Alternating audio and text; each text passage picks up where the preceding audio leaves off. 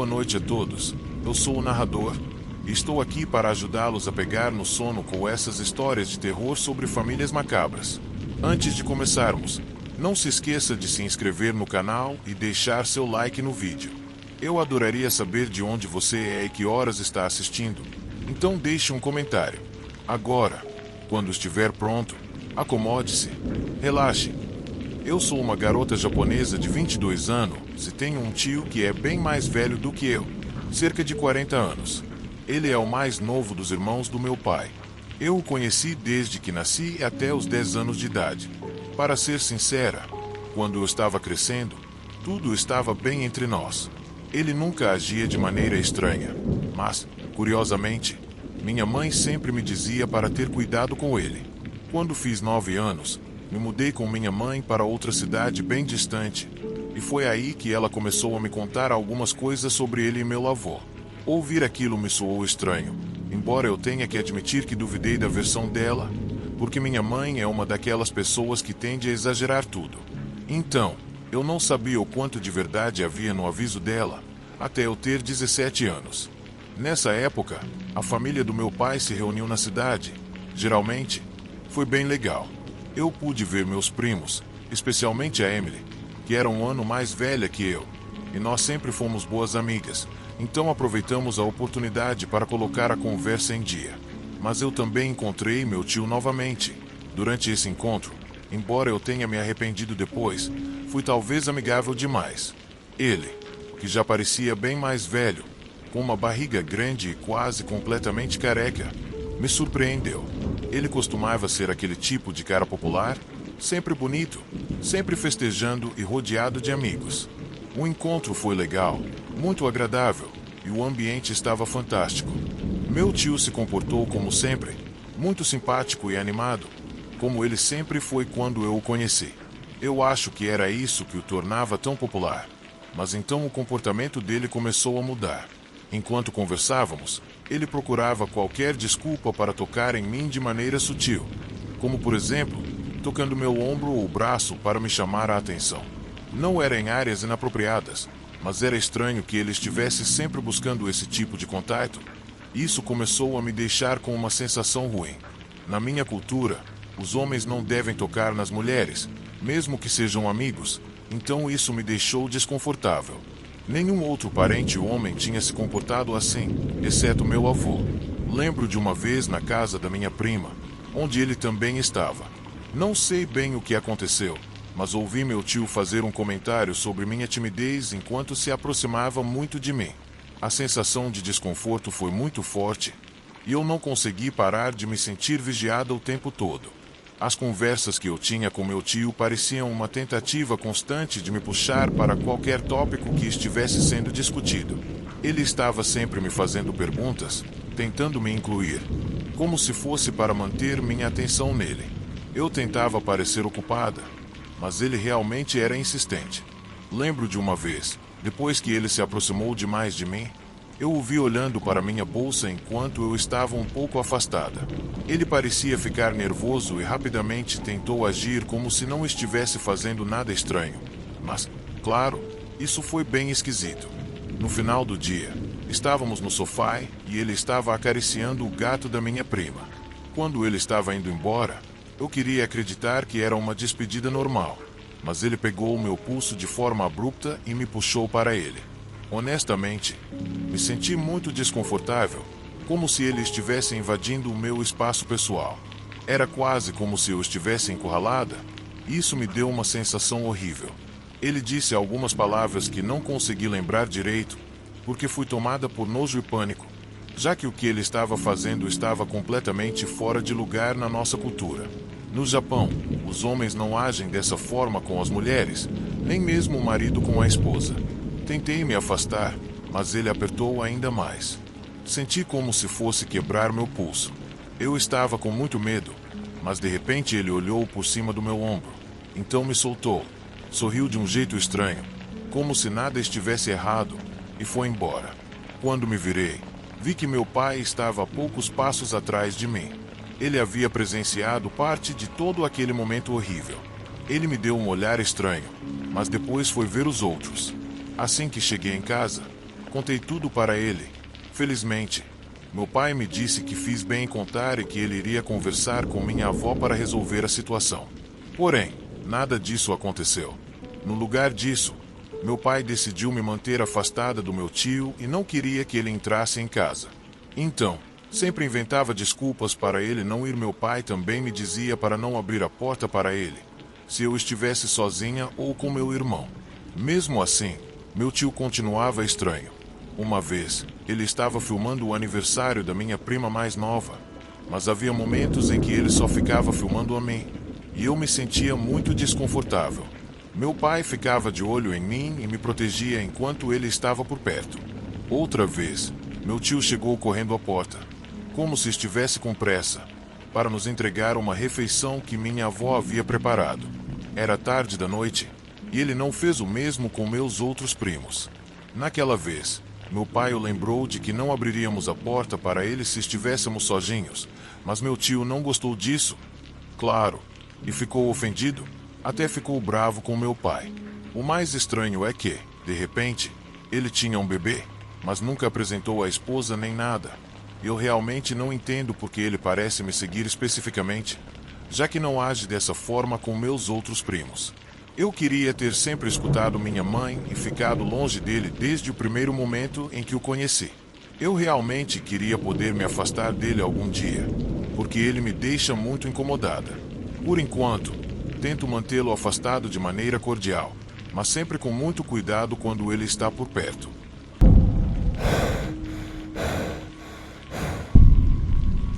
Tenho quase certeza de que em todo bairro do mundo existe uma família esquisita. Sempre que falo sobre essas coisas, todo mundo parece lembrar de um vizinho ou grupo de vizinhos estranhos, seja da infância ou da vida atual. E o que eu aprendi com todas essas histórias é que, quando tem uma família dessas por aí, é só questão de tempo até alguma coisa estourar. E foi exatamente isso que aconteceu com uma família maluca que morava perto de casa quando eu estava crescendo. Na maioria das vezes, a confusão era resultado de uma briga familiar que terminava em confronto com os vizinhos na rua. Algo do tipo, as coisas saíam de controle, chamavam a polícia, faziam algumas prisões, normalmente, colocavam placas de vende-se nas janelas. Mas, para ser sincero, eu gostaria que minha história fosse tão simples ou que tivesse terminado tão bem. O que aconteceu no meu caso ainda me assombra e tem consequências que realmente me assustam. Eu cresci em uma pequena comunidade irlandesa nos anos 1980. Nossa comunidade era super unida. Todo mundo se conhecia. Claro, se metia na vida dos outros mais do que o necessário. Lembro de um garoto chamado Ben, o filho mais novo da família Robinson. Um sobrenome bem comum para uma família estranha, mas não é por isso que vou me lembrar dele para sempre. Os Robinsons eram realmente estranhos. Essa é a palavra que melhor descreve a essência deles. Eles eram realmente perturbadores. Lembro que uma das primeiras vezes que vi o Ben foi durante uma assembleia na escola primária. Era por volta das 8 da manhã, e todos nós, crianças, estávamos sentados no salão da assembleia em completo silêncio, exceto pelo nosso diretor, que estava fazendo alguns anúncios. Mas enquanto isso acontecia, os soluços do Ben podiam ser ouvidos alto por todo o salão de aula. Ele não parava de chorar. Não era só um choro baixinho, mas aumentava em intensidade até que uma professora teve que tirar ele da sala, porque ele não conseguia parar. Eu me senti muito mal por ele naquela hora, mas com o tempo a gente se acostuma com as coisas e eles simplesmente ganharam a fama de serem a família esquisita do bairro. E como eles não se metiam em grandes encrencas com os outros, o pessoal simplesmente os deixava em paz. O próximo evento estranho aconteceu anos depois, no ensino médio. De repente, todos os olhos estavam voltados para o pátio da escola, onde um monte de alunos estava reunido, sussurrando e rindo de alguém. Todos estavam grudados nos portões da escola, rindo e cochichando ao ver um garoto vestido totalmente com uniforme, exceto por um detalhe importante. Ele não estava usando calças. Acontece que aquele garoto era o Ben. Pelo que eu ouvi, o pai dele o havia expulsado do carro de maneira bem rude. A história que circulava era que o Ben não estava pronto quando o pai decidiu levá-lo para a escola. Ao invés de esperar ele colocar as calças, o pai o arrastou para fora do carro como estava, sem calças, para lhe dar uma lição sobre pontualidade. Eu não sei se isso é verdade, mas o que eu sei é que eu vi ele entrar na escola usando só a camiseta, os sapatos e a roupa íntima. Eu não podia acreditar. Como um pai poderia submeter o próprio filho a uma humilhação dessas? Para ser sincero, eu não sei como o Ben ainda conseguia viver com pais tão problemáticos e cruéis. Diziam que assistentes sociais tinham visitado a casa deles, o que parecia ser verdade, porque por um tempo não houve muitos incidentes envolvendo a família Robinson. Talvez aquela visita tenha feito eles mudarem de atitude, ou pelo menos parecia que sim. Mas tudo chegou ao ponto máximo quando o Ben tinha 16 anos, pouco antes de terminarmos o ensino médio. Uma manhã, ele chegou na escola com suas próprias roupas, um par de sapatos caros e um suéter super colorido. Uma professora, que certamente sabia o que estava acontecendo em casa, puxou ele para o lado. Ouviu Ben sussurrar alguma coisa para ela, logo antes de irem juntos para a sala da direção. No momento seguinte, o Ben, além dos sapatos que estava usando, estava com um uniforme novo, um casaco, uma gravata e um suéter novo. A partir daquele momento, ele parecia quase uma pessoa diferente. Os pais dele não o deixavam mais na escola e ele ficou mais confiante e aberto com os outros. Ele até começou a jogar basquete com a gente durante o intervalo, algo que nunca tinha feito antes. Nós até viramos bons amigos por um tempo. Em várias ocasiões, ele nos convidou para ir na casa dele. Claro que sempre dissemos não, com alguma desculpa, só para evitar ir à casa fria dos Robinson. Mas tudo parecia indicar que algo estava mudando para ele. Mas, depois de um longo fim de semana, o Ben não apareceu na escola e isso começou a deixar todo mundo curioso. Normalmente, os alunos faltavam um dia ou dois de vez em quando, mas o Ben ficou ausente por uma semana inteira. Isso fez as pessoas começarem a falar. Acho que, por ser tão jovem e ingênuo, eu não conectei os pontos do que estava acontecendo e nunca pensei que houvesse alguma ligação entre os problemas da cidade e a ausência do Ben na escola. Um sábado, meus pais me chamaram para a cozinha e me perguntaram se eu tinha ido na casa do Ben ultimamente. Eu disse que não, mas que ele tinha me convidado alguma vez. Quando minha mãe ouviu isso, ela deu um olhar estranho para o meu pai, um olhar que parecia ser uma mistura de horror e alívio, como se tivesse escapado de um grande perigo. Logo depois, eu soube na escola que tinha acontecido um brutal duplo homicídio na cidade e que alguém tinha sido preso. Aquilo foi a coisa mais louca que aconteceu em décadas na nossa comunidade tranquila, onde nunca acontecia nada. Lembro que a pior coisa que tinha acontecido nos últimos 5 anos tinha sido um assalto a um carro. Então a ideia de que houve 2 assassinatos era inacreditável e logo começaram as especulações sobre quem poderia ter sido o assassino. Olhando para trás, entendo por que os adultos queriam nos manter afastados de tudo isso. Só depois de alguns anos que eu percebi que a polícia tinha feito de tudo para proteger a identidade de quem tinha cometido os assassinatos, e isso porque o autor dos crimes era um menor de idade. Eventualmente, os rumores chegaram até nós e começaram a ligar a repentina felicidade do Ben ao que tinha acontecido. Mais tarde, eu entendi que ele mesmo havia terminado com a vida dos pais dele, o que o libertou de uma casa cheia de tormento. O estranho é que eu nunca consegui entender como a morte dos próprios pais poderia fazer um filho ficar feliz, mas acho que isso é porque eu tive o privilégio de crescer em uma casa cheia de amor, com pais normais que sempre cuidaram de mim e me trataram com amor e respeito. Relembrando tudo isso e juntando as peças desse quebra-cabeça arrepiante, é de tirar o fôlego pensar em tudo o que o Ben teve que passar para tomar uma decisão tão drástica e assustadora como essa. Por exemplo, o dia em que ele chegou na escola com aquelas roupas novas foi provavelmente o mesmo dia em que ele terminou com a vida dos pais. O uniforme original dele tinha ficado manchado de sangue e talvez tenha sido por isso que ele se desfez dele. Enquanto ele nos convidava para assistir TV ou jogar, os pais dele podiam estar mortos lá em cima, no quarto. Se a gente tivesse entrado, talvez tivesse sentido um cheiro estranho ou visto moscas ao redor da porta. É uma ideia perturbadora, e às vezes eu fico me perguntando o que teria acontecido se a gente tivesse entrado e descoberto o que ele fez com os pais dele. Será que ele teria nos matado também? Eu realmente sou muito grato por não ter tido que descobrir.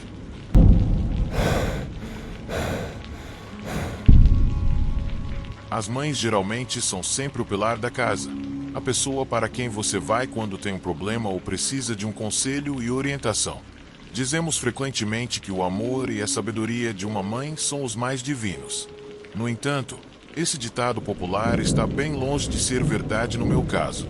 Minha mãe sempre foi completamente psicopata. Com o passar dos anos, ela só piorou, a ponto de fazer algo impensável.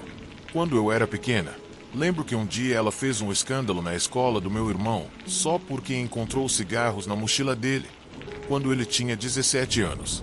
Foi um escândalo tão constrangedor que a polícia teve que intervir. Naquela época, a loucura dela poderia estourar a qualquer momento. Embora, comparado agora, fosse quase tranquilo. Hoje, com cerca de 31 anos, já não moro mais com ela. E vou te contar o começo dessa história de terror. Tudo começou num dia em que cheguei em casa depois de um longo dia de trabalho. Eu tinha 24 anos na época e estava super nervosa. Não conseguia me mover porque não estava ganhando o suficiente.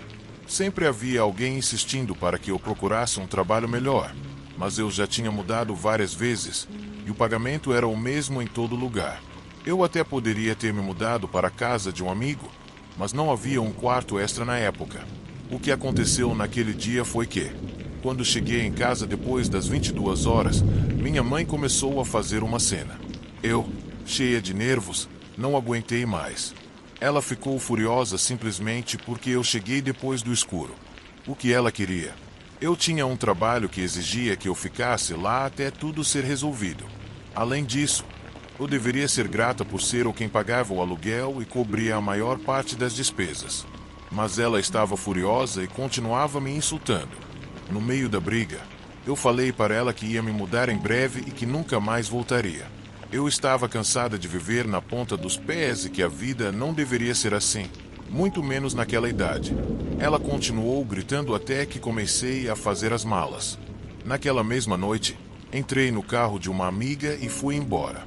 Eu nunca tive um carro até sair de casa, e foi a minha amiga quem me ajudou a conseguir um.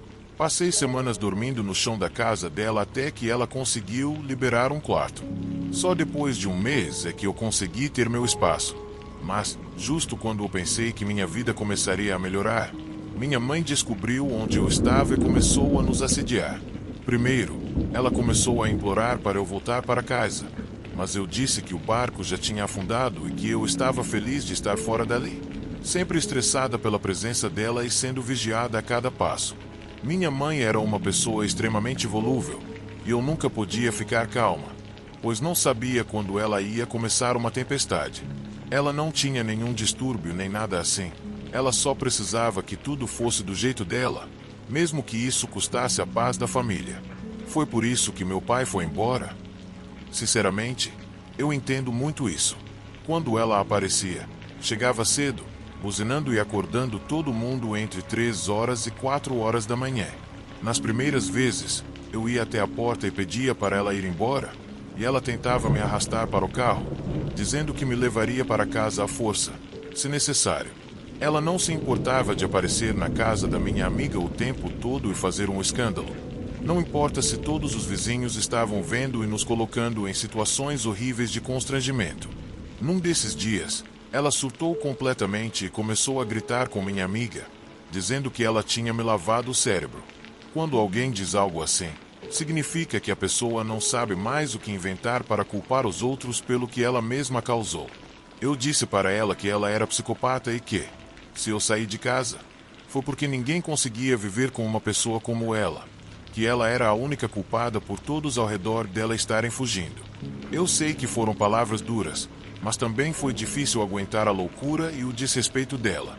Ela foi embora enfurecida naquela manhã e não a vi de novo por uma semana.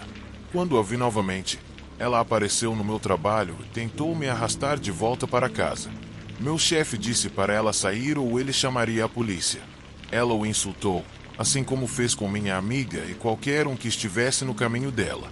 Mas quando viu que ele estava falando sério, ela foi embora novamente e nunca mais apareceu no meu trabalho.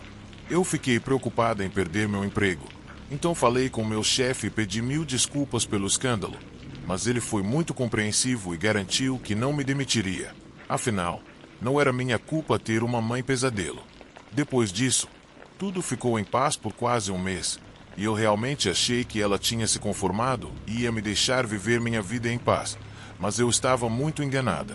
Graças à minha amiga, que me deu um carro barato e pagou minha carteira, eu finalmente tinha um meio de transporte decente.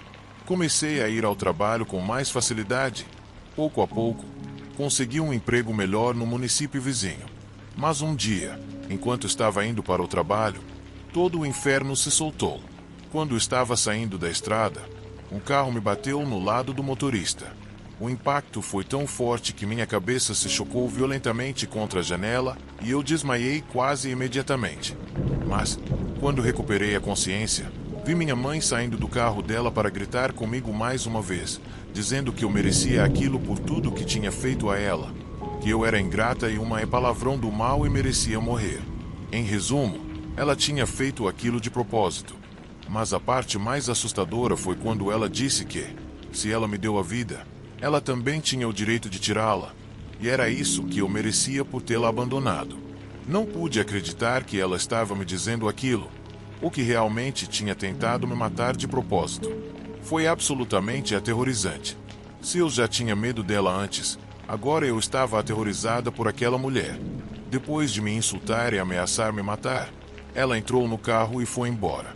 Logo depois, eu liguei para a polícia e contei o que havia acontecido. Quando os policiais chegaram e ouviram meu depoimento, foram rápidos em ir atrás dela e prenderam-na. Ela resistiu e tentou fugir até que teve que parar depois que um carro de patrulha a bloqueou em El Paso. Uma vez na delegacia, ela não teve problema em admitir o que fez e por que fez. Minha mãe foi condenada por tentativa de homicídio veicular e está cumprindo uma pena de 7 anos de prisão. Até hoje, não sei explicar como ela chegou ao ponto de tentar matar a própria filha com o carro. Se sou sincera, apesar de todo o sofrimento que é pensar no tipo de mãe que tive, não sinto pena dela. Pelo contrário, ela recebeu exatamente o que merecia. Desde então, minha vida tem melhorado pouco a pouco. Minha amiga e eu começamos a falar sobre nos mudarmos para uma casa que ela possui, já que seus pais faleceram quando ela era jovem, e ela agora tem a opção de vendê-la. Fico feliz que ela tenha saído da minha vida. Enquanto, no fundo, eu realmente queria que pudéssemos ter uma boa relação algum dia. Também não vou fazer nada para me aproximar dela até que ela me mostre que realmente quer mudar.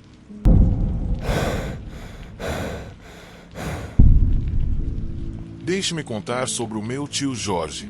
Ele era um cara tão desequilibrado que realmente nos fez preocupar com nossa segurança. Tudo isso desencadeou um grande incidente que levou a gente a bani-lo de qualquer aproximação com a nossa família para sempre. Por algum motivo, Jorge se casou com a irmã mais nova da minha mãe quando eu tinha uns 5 ou 6 anos. Depois que ele se casou, foi preso por agressão e ficou lá por alguns anos. Por isso, não passei muito tempo com ele até que eu tivesse uns 7 anos. Minha primeira lembrança dele foi quando ele apareceu muito drogado em um dos meus jogos de rugby, agindo como um lunático nas laterais, gritando e xingando as garotas com quem ele estava jogando, estragando a diversão para todo mundo. Alguém acabou ameaçando chamar a polícia, o que fez com que ele fosse embora. Como ele estava em liberdade condicional, ele e minha tia tiveram 3 filhos, 2 meninas e um menininho em uns 10 anos. A mais velha tem uns 3 anos a menos que eu, então, durante os encontros familiares, eu normalmente passava tempo com ela, o que infelizmente significava lidar com a situação dela. Na verdade, eu não acho que eu tenha visto meu tio sóbrio. Ele estava sempre bêbado. Era de conhecimento comum que ele era abusivo, tanto fisicamente quanto verbalmente, com a minha tia. Muitas vezes, a gente tinha que ligar para minha mãe pedir para ela buscar minha tia e as crianças, porque ele estava batendo nela. Claro, a gente sempre pedia para ela deixar ele. Mas, por mais que tentássemos ajudar, ela sempre voltava para ele. E então, ele a batia de novo, criando um ciclo sem fim. Isso durou anos, e dava para perceber que as crianças também estavam sendo afetadas. Elas estavam se comportando mal e eram agressivas, mas quem poderia culpá-las? A vida delas estava cheia de violência. Houve momentos em que alguém na família ligava para a polícia ou para o serviço de proteção à criança, mas nada acontecia. E minha tia ficava brava porque achava que tínhamos traído a confiança dela só de tentar ajudar ela e as crianças. Uma vez, a filha dela ligou para a polícia porque houve uma briga e a filha mais velha, que tinha uns 9 anos, tentou intervir. Na ligação, ela mencionou que ele tentou bater nela também. Quando a polícia chegou, ele foi preso por violência doméstica e por ameaçar os policiais. Nós ficamos tão felizes por eles, mas coisas boas não duram muito. Alguns dias depois, ela vendeu o PlayStation dele para tirar ele da cadeia. E quando ele chegou em casa e viu que ela havia vendido o aparelho, ele a bateu de novo por isso. Ele era realmente um cara muito malvado e vingativo. Para dar uma ideia, vou contar algumas histórias curtas que lembro antes de chegar ao ponto culminante de tudo. O momento em que essa bomba relógio explodiu e quase destruiu tudo no caminho. Alguns anos depois de ela ter chamado a polícia, estávamos na casa de férias. Não sei qual era exatamente, mas acho que era na Páscoa. Estavam meus pais, eu, meu irmão e a família dele. Não queríamos que o Jorge estivesse lá, mas queríamos ver minha tia e meus primos, e ele apareceu com eles. As 3 crianças e meu irmãozinho estavam sentados à mesa enquanto minha mãe servia comida. Eu estava ajudando, e meu pai e o Jorge estavam na sala ao lado. Minha mãe entregou o prato para meu irmão, e minha tia estava preparando alguns pratos para os filhos dela. Como minha mãe não precisava mais me servir, ela foi levar comida para meu pai na sala. Eu estava preparando o meu enquanto minha tia estava dando o prato para o filho mais novo. De repente, o Jorge entrou em fúria. Se aproximou da minha tia, a encurralou contra o fogão e gritou que ela deveria tê-lo servido primeiro e não as crianças, que ele era o homem da casa e ela deveria servi-lo primeiro. Ele estava gritando tão alto que meus ouvidos doíam. Então, ele pegou o prato do filho mais velho e o plantou no peito da minha tia com um baque. Ele mandou ela colocar mais comida e sentou na frente de todos para comer com uma cara de fera. Saiba que, se fizer isso de novo, eu vou arrancar sua garganta, ele disse para minha tia ali, na frente de todos. Eu fiquei chocado, assim como toda a minha família. Era chocante ouvir aquilo, ainda mais à mesa de jantar. Quando ela olhou para as crianças para ver a reação delas, elas estavam lá, com a cabeça abaixada e os rostos sem expressão, como se fosse normal para elas. Era de partir o coração. Ninguém sabia o que fazer. Quando ele terminou, disse para minha tia servir mais, e ela, muito nervosa, preparou um novo prato para ele. Ele arrancou o prato das mãos dela e foi para a sala comer no sofá. Ela preparou outro prato para a filha mais velha, e as crianças começaram a comer. Eu olhei para minha mãe e rapidamente peguei meu prato para comer no meu quarto e não ter que estar lá. A partir daquele dia, disse para minha mãe que, se algo assim acontecesse de novo, ela me avisasse para eu me esconder no meu quarto. Com o tempo, meu irmão e eu começamos a nos esconder nos nossos quartos quando sabíamos que ele vinha, o que era muito triste porque já não queríamos mais passar tempo com nossos primos, que amávamos muito, mas era assustador estar perto daquele homem. Mais tarde, naquele verão, tínhamos uma piscina inflável no quintal, daquelas circulares que todo mundo tem em casa, que mal davam 1 metro de profundidade. Minha mãe entrou no meu quarto e me perguntou se eu queria nadar com ela, minha tia e meus primos. Então, eu disse que sim, já que o Jorge não estava por perto. Coloquei um biquíni e estava prestes a sair quando minha mãe voltou correndo e disse que ele queria nadar também. Então, eu rapidamente coloquei uma camiseta e short e entrei na piscina toda vestida. Foi muito desconfortável, mas eu sabia que minha mãe estava me protegendo. Alguns minutos depois, estávamos naquela piscina barata e o Jorge disse que queria fazer a gente ter uma piscina de ondas. Começamos a andar em círculos para fazer a água girar, o que estava divertido, mas percebi que seus 2 filhos mais novos estavam se esforçando. A filha do meio tinha uns 7 anos, e o mais novo tinha uns 4 e estava agarrado na mãe, na borda da piscina. Bem, aqueles 2 estavam claramente com dificuldade para tocar o fundo da piscina, e a filha do meio estava escorregando para debaixo da água, enquanto o mais novo tinha lágrimas nos olhos porque não conseguia se soltar da mãe, já que a água estava muito rápida para ele flutuar. Paramos de girar a água, exceto o Jorge, que continuou andando e começou a se irritar porque ninguém estava ajudando a manter a piscina girando. A filha do meio parecia estar se afogando, então eu peguei o braço dela e a puxei para a escada para que ela pudesse respirar.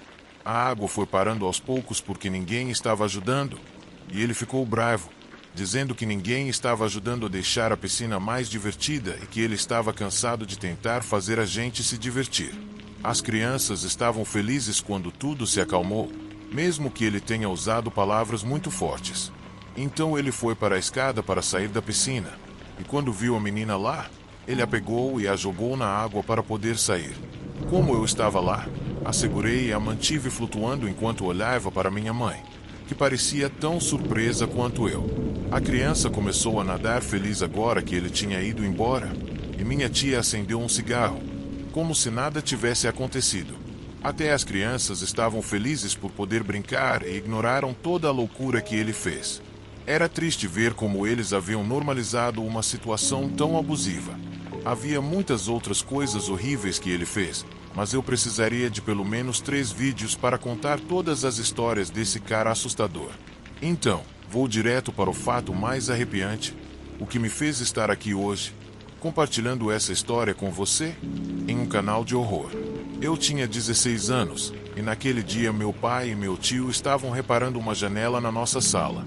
Os filhos do meu tio Tom tinham uns 5 e 4 anos, e estavam correndo pela casa brincando. Meu irmão de 12 anos estava no quarto dele jogando videogame, e minha mãe estava cozinhando. Eu também estava no meu quarto assistindo TV, quando ouvi um caminhão estacionar do lado de fora.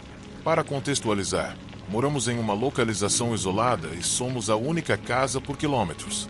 Temos o longo caminho até a estrada, então as pessoas não costumam parar aqui.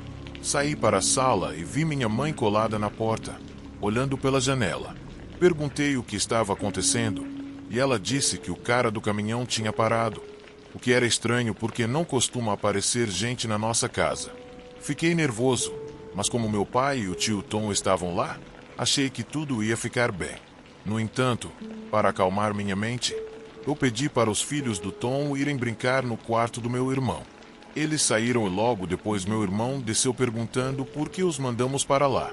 Explicamos que havia um estranho na casa, e ele simplesmente voltou para o quarto, deixando as crianças brincando. Minha mãe continuava olhando pela janela para as pessoas, e eu andava de um lado para o outro, tentando entender o que estava acontecendo. O que estava acontecendo era que o Jorge estava lá, e isso era muito estranho. Nunca tinha acontecido antes dele voltar para casa sozinho, então fiquei um pouco preocupado. Será que ele fez algo com a família dele? Não se pode esperar nada de bom desse cara. Depois de um tempo, meu pai entrou e disse à minha mãe que ele e meu tio precisavam sair para comprar coisas para consertar a janela, e que eles disseram ao Jorge para ir embora. Não gostei da ideia de ficar sozinho com o Jorge rondando. Minha mãe é magra, e eu não sou muito alto, com 1,70 metros, então não éramos exatamente os melhores candidatos para enfrentar um cara enorme que provavelmente estava bêbado. Minha mãe pediu para meu pai ficar até o Jorge sair, então eles voltariam logo. Ele fez que sim com a cabeça e saiu de casa. Depois de alguns minutos, vi meu pai e meu tio Tom conversando com o Jorge, que estava tentando arranjar desculpas para ficar mais tempo. Ele disse que tinha perdido o celular, e depois de alguns minutos ali, meu pai sugeriu que ele verificasse os bolsos. Foi assim que ele o encontrou. Então ele começou a reclamar que não conseguia encontrar as chaves, que ele tinha em mãos alguns minutos antes. Começou a vasculhar a caminhonete e o chão, dizendo que não tinha problema em ir até a loja e que sairia assim que encontrasse as chaves, como se isso fizesse todo mundo ir embora sem vê-lo. Finalmente, meu tio Tom, que tinha subido na caminhonete, encontrou as chaves no apoio de copos, onde era óbvio que estavam, e jogou para o Jorge, que já dava sinais de que estava bem bêbado. Eu não concordo com essa coisa de beber e dirigir, mas a verdade é que só queríamos que ele fosse embora pela nossa segurança. A rua onde morávamos não era muito movimentada, então achávamos que havia poucas chances dele ter um acidente. Ele continuou tentando enrolar mais, mas depois de um tempo, apenas sentado na caminhonete, finalmente vimos ele ligar o motor e sair devagar. Depois que o Jorge foi embora, Meu pai e o tio Tom pegaram o carro e saíram para a loja, que ficava a uns 30 minutos de distância da cidade, enquanto minha mãe e eu ainda estávamos nervosos. Ficamos na sala, olhando pela janela e comentando o quão estranho tudo estava. Cerca de 5 minutos depois, para o nosso horror, ouvimos o caminhão do Jorge voltando, e de repente ele estacionou de forma a bloquear a saída do meu carro e o da minha mãe. Ou seja, não havia como sair. Quando a família vinha, sempre estacionavam no gramado ao lado da casa, mas não sei por que ele decidiu bloquear nossa saída justamente quando os homens tinham saído. Como vocês podem imaginar, minha mãe e eu entramos em pânico. Ela me disse para correr e pegar meu irmão e os primos, e foi o que fiz. Fui até o meu irmão e expliquei o que estava acontecendo. Juntos, levamos as crianças para a sala. Minha mãe estava em modo de crise e não sabíamos o que fazer. Não tínhamos vizinhos por perto para correr e estávamos bem longe da cidade. A janela ao lado da porta da frente estava quebrada, então consegui espiar um pouco e ver algo da direção para onde meu pai e o Tom tinham ido. Mas então percebi que o carro do Tom ainda estava no gramado, o que me fez perceber que ainda tínhamos uma chance de chegar até o carro antes do Jorge se aproximar. Mas agora não sabíamos onde estavam as chaves. Mesmo assim, peguei um dos meus primos pequenos, enquanto meu irmão pegou o outro. Juntos com minha mãe, saímos correndo da casa em direção ao carro do tio Tom. Quando chegamos lá, colocamos as crianças dentro do carro o mais rápido que pudemos. Meu irmão foi para o banco de trás com elas. Eu, por minha vez, praticamente me joguei no banco do passageiro e minha mãe foi para o volante. Começamos a procurar as chaves rapidamente. Como sorte, elas estavam no apoio de copos. Então, minha mãe ligou o carro sem perder tempo e saímos dali sem nem colocar o cinto de segurança. Enquanto dirigíamos para a cidade, ela estava contando tudo para meu pai pelo telefone. Ele, obviamente, deu meia volta imediatamente e foi para casa o mais rápido que pôde. Mas nós fomos para a casa da minha avó. Meu irmão, eu e uma das crianças estávamos descalços quando chegamos na casa da minha avó Marta. Ela estava confusa e preocupada conosco. Minha mãe explicou calmamente o que tinha acontecido e nos chamou para dentro. Sabem como avós são, né? Ela fez algo para nos comer e colocou uns filmes para a gente enquanto meu pai ligava. Jorge não estava em casa. Ele provavelmente saiu logo depois de nós. E meu pai não encontrou nenhuma evidência de que ele tivesse entrado. Mas como estávamos muito assustados, decidimos ficar com a vovó até meu pai terminar as compras com meu outro tio.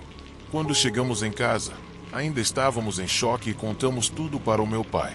Ele não gostou nada e achou que estávamos exagerando. Eu não achava que o Jorge fosse fazer alguma coisa, mas minha mãe e eu discordávamos. Tudo parecia muito suspeito. Ele apareceu justo quando meu pai e o tio Tom estavam saindo. Depois se recusou a ir embora e ainda voltou assim que eles saíram, bloqueando nossa saída. Eu sinto que ele tinha intenções ruins. Já era um cara horrível, então não fiquei surpreso que ele pudesse nos machucar. Depois do que aconteceu, pedi para meus pais não deixarem o Jorge voltar à nossa casa, mesmo que isso significasse que não veríamos minha tia e meus primos. Mas, felizmente, depois disso, minha tia decidiu se separar dele e eles estão separados há mais de 10 anos, depois de ele dar uma surra nela que a mandou para o hospital. Naquela época, foi minha avó quem fez a denúncia, e o Jorge foi preso por alguns anos. Depois de sair da prisão, nunca mais tentou entrar em contato com eles, e acho que isso foi o melhor. As crianças estão muito melhor sem a presença aterrorizante dele, e eu consegui criar um vínculo forte com cada uma delas, o que é ótimo porque sabemos que existem muitas histórias de abusadores que fazem coisas horríveis quando suas vítimas tentam seguir em frente.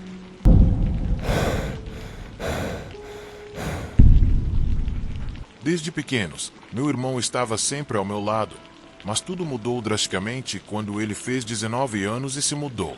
Depois disso, eu não o vi muito. Sempre tivemos uma boa relação, então achei que as coisas continuariam da mesma forma, mas não continuaram. Quando ele se mudou, eu também me mudei pouco tempo depois, e isso deixou meus pais muito tristes, mas eu achei que fosse necessário. Naquela época, escolhi um apartamento pequeno perto deles, e fui o único dos meus irmãos que manteve contato. Eu falava com meus pais quase todos os dias, passava a maior parte dos feriados com eles. E assim, os anos passaram, mas nunca mais ouvimos falar do meu irmão mais velho, até que um dia eu estava fazendo um sanduíche e alguém bateu na porta. Quando abri, lá estava ele, meu irmão, embora ele parecesse completamente diferente. Estava quase irreconhecível. Ele tinha vindo me ver depois de quase 10 anos de ausência. Ele era apenas alguns anos mais velho que eu. Na época, eu tinha 28 anos, então ele devia estar na casa dos 30. Eu o convidei para entrar. Depois de um pouco de conversa sem graça, ele perguntou se poderia ficar comigo.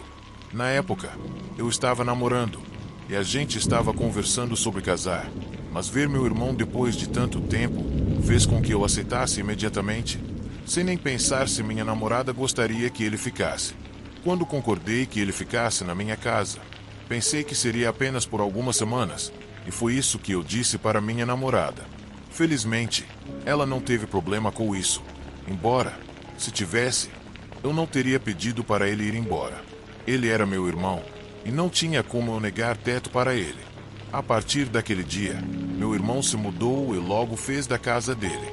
Dormia no sofá e, para ser honesto, ocupava muito do meu espaço. Ele mal saía do sofá por semanas. Embora não me contasse nada sobre sua vida nos últimos 10 anos, parecia que ele tinha tido uma vida complicada. O que era evidente é que ele não tinha trabalho. Quando chegou, trouxe apenas uma pequena bolsa com suas roupas. Parecia que ele não tinha nada. Durante esse tempo, eu tinha que cuidar de tudo, e as finanças ficaram bem apertadas com a presença dele. Um dia, perguntei se ele poderia procurar um emprego e ajudar nas contas, já que ele ficaria muito em casa. Embora ele tenha concordado, nunca realmente fez isso. Isso deixou minha namorada muito brava, mas eu continuei dizendo que ele precisava de tempo. Quanto tempo uma pessoa precisa para se ajustar? Eu fui um idiota. Achei que devia ser paciente, mas não fazia sentido pedir para ele fazer as tarefas de casa quando nem se mexia do sofá. Um dia, tivemos uma pequena briga, e ele decidiu sair por um tempo. Depois de alguns dias, ele voltou, mas se comportou exatamente da mesma forma, ficando no sofá e fazendo nada enquanto eu fazia tudo. Aí as coisas pioraram. Ele começou a trazer drogas para a casa. Eu o peguei fumando algo que não consegui identificar no lavatório. Não era maconha, então disse que ele teria uma última chance, mas precisava largar aquilo e arranjar um emprego ou teria que sair de casa de uma vez por todas. Eu não queria ser cruel com ele, mas era necessário. Ele fingiu que realmente se importava com o que eu disse e prometeu que queria mudar, mesmo sabendo que ele estava mentindo. Um dia, voltei do trabalho e o encontrei no sofá. Como sempre, mas agora com os amigos bem suspeitos que ele tinha convidado e estavam passando um cigarro. Eu disse que ele precisava sair. Então ele ficou muito irritado e se colocou na minha frente. O que ele me disse me deixou sem palavras. Cuidado quando for dormir. Era apenas uma ameaça, mas tentei minimizar devido ao estado em que eu estava. Mesmo assim, aguentei mais um mês, mas nada melhorou. Então finalmente o mandei embora. Não aguentei mais. Isso aconteceu uma manhã antes de eu sair para o trabalho, e quando voltei, ele tinha sumido. Me senti um pouco mal, mas, ao mesmo tempo, não aguentava mais ver meu irmão abusando da minha confiança daquela maneira. Minha vida estava ficando caótica com ele em casa. Alguns dias se passaram sem notícias dele, até que uma noite, quando estava voltando do trabalho, o encontrei sentado na minha garagem. Naquele momento, ele pediu desculpas pelo ocorrido. Me disse que tinha arrumado um emprego em outra cidade e que partiria na manhã seguinte. Então me pediu para deixar ele ficar lá naquela noite. Eu realmente fiquei feliz por ele e parabenizei por finalmente colocar sua vida nos eixos. Naquela noite, celebramos o começo de sua nova vida com alguns drinks de whisky. Apenas um pequeno brinde, já que eu teria que trabalhar no dia seguinte e ele pegaria um trem. Sempre fui ruim com álcool, então não tinha nem terminado o primeiro drink quando já comecei a me sentir tonto. Então decidi ir dormir. Na manhã seguinte, acordei com uma dor de cabeça terrível e com o corpo todo dormente.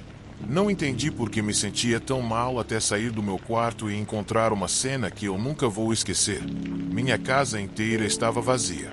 E quando digo vazia, é no sentido literal.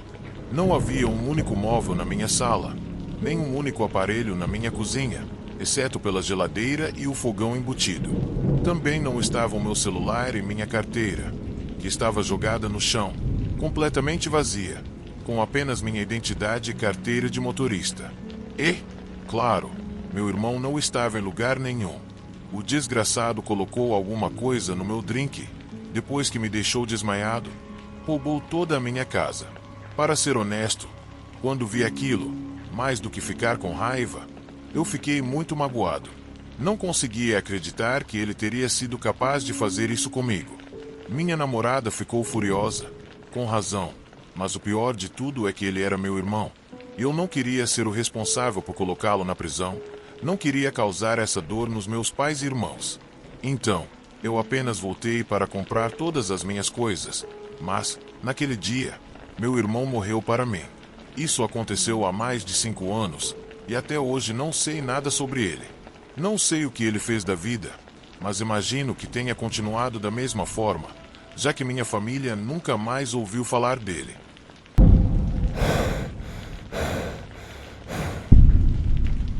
Nunca contei essa história para ninguém, exceto para meus pais e os policiais que investigaram o caso. Para ser sincera, nem mesmo meu marido sabe tudo o que aconteceu.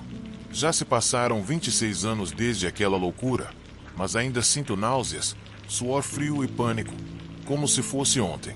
Troquei os nomes para preservar a privacidade, principalmente porque ainda sinto aquela enorme ansiedade toda vez que ouço o nome de um conhecido da minha ex-amiga. Tudo começou quando conheci a Miley no primeiro ano do ensino médio, quando tínhamos 11 anos. A gente logo se deu bem.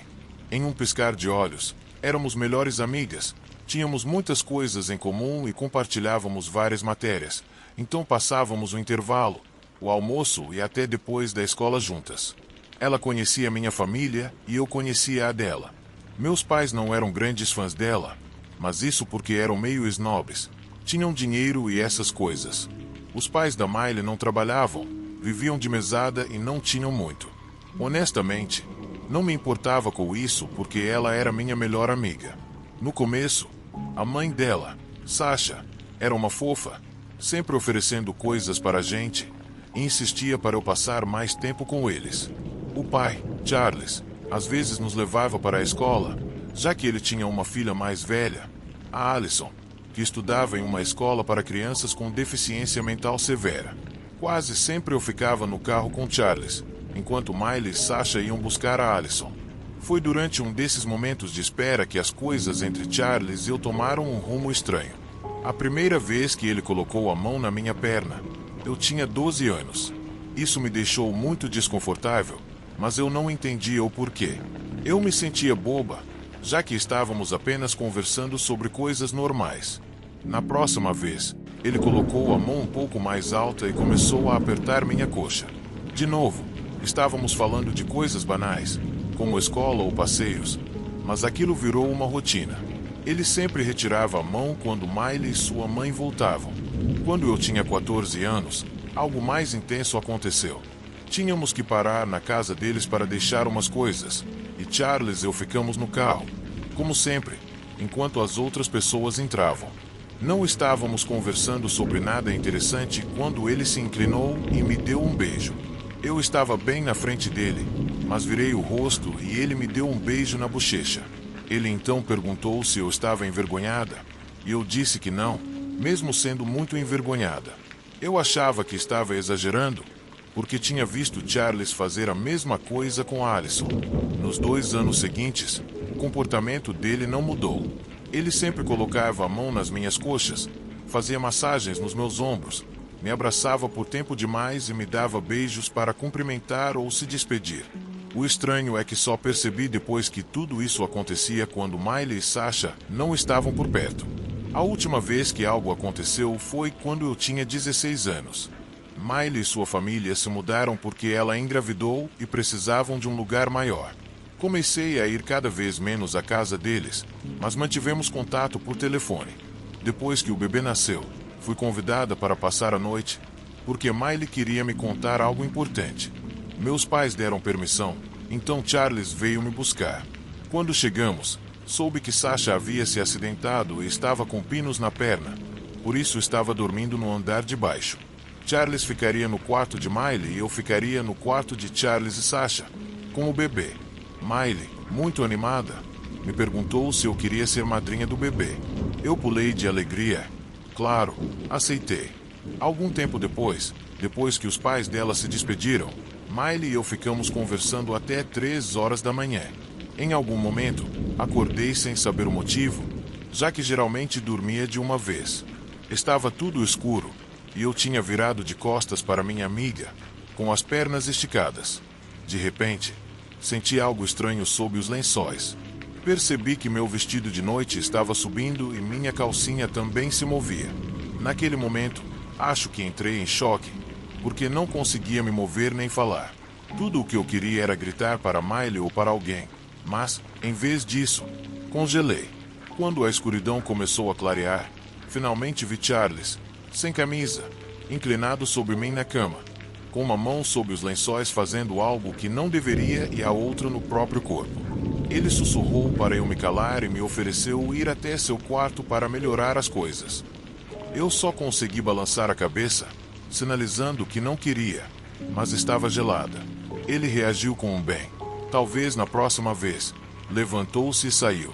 Nesse momento, percebi que ele estava completamente nu, o que me deixou ainda mais chocada. Fiquei ali por horas, sem conseguir dormir, olhando para a porta. Não chorei. Eu não chamei a Miley, nem fiz nada além de ficar lá parado, como uma estátua, sem a menor ideia do que fazer. Na manhã seguinte, enquanto me vestia, ainda em silêncio, Miley e Sarah estavam na cozinha com a Alison e o bebê. Foi quando o Todd entrou na sala e me lançou um "você não vai contar pra ninguém, vai". Aquela frase me deixou em choque. Logo, comecei a procurar desculpas para não voltar mais, mas continuei falando com a Miley no telefone. Alguns meses se passaram, e numa aula de psicologia na faculdade, discutimos os diferentes tipos de abuso que as pessoas sofrem. Foi naquele momento que eu desabei. O peso do que tinha acontecido comigo me atingiu como um caminhão. Eu chorei desesperadamente. Sentia calor, tremia e meu peito estava apertado. Achei que fosse desmaiar. Quando finalmente consegui me acalmar, conversei com a psicóloga da faculdade, que sugeriu que eu contasse tudo para os meus pais. Ela ainda me arrumou um táxi para ir para casa. Quando cheguei lá, contei tudo para minha mãe. Ela rapidamente contou para meu pai, e juntos decidiram chamar a polícia. Algumas horas depois, 2 policiais vieram em casa, e eu contei tudo, desde quando conheci a Miley até a minha última experiência com o Todd. No dia seguinte, o Todd foi preso por abuso infantil. A polícia me avisou que, caso ele negasse as acusações, eu poderia ter que depor em tribunal. Apesar do medo, meus pais me garantiram que estariam ao meu lado, mas, no fim das contas, o Todd não negou nada. Ele admitiu ter feito mais do que eu me lembrava, e foi aí que eu soube que, às vezes, o nosso cérebro bloqueia as memórias traumáticas. Eu não fazia ideia do que mais tinha acontecido, porque a polícia não me contou, e para ser honesta, eu não queria saber. Pode parecer estranho, mas para mim, a parte mais dolorosa não foi o que ele fez, mas o que aconteceu depois. Mais tarde, naquele dia, a Miley e a Sarah me ligaram, furiosas. Começaram a gritar, me questionando porque eu estava mentindo sobre o Todd, dizendo que me odiavam por espalhar mentiras e que ele não era assim. Tudo o que eu conseguia fazer era ficar lá, chorando, ouvindo os reproches delas. Foi minha mãe quem finalmente desligou o telefone. Eu me senti terrível, carregando a culpa de ter destruído a família dele. No final, o Todd foi condenado pelo abuso que cometeu contra mim e ficou preso por 18 meses. Depois, foi incluído no registro de criminosos sexuais. E como havia uma pessoa vulnerável na família, todos ficaram sob vigilância dos Serviços de Proteção à Criança, CPS. Por causa dessa experiência, hoje, sendo mãe de 2 filhos de 5 e 3 anos, estou constantemente vigiando meus bebês. porque tenho muito medo de que eles possam encontrar um degenerado como esse algum dia. O pior é que casos como esse acontecem com frequência e, na maioria das vezes, o agressor escapa impune. No entanto, não tenho palavras para descrever o quanto o abuso sexual pode destruir uma pessoa psicologicamente e emocionalmente. Toda vez que penso em como as crianças são vulneráveis a esse tipo de situação, especialmente nos dias de hoje, meu peito aperta e meu estômago dá um nó. Então, a única coisa que posso dizer é: cuidem bem dos seus filhos e não confiem em ninguém.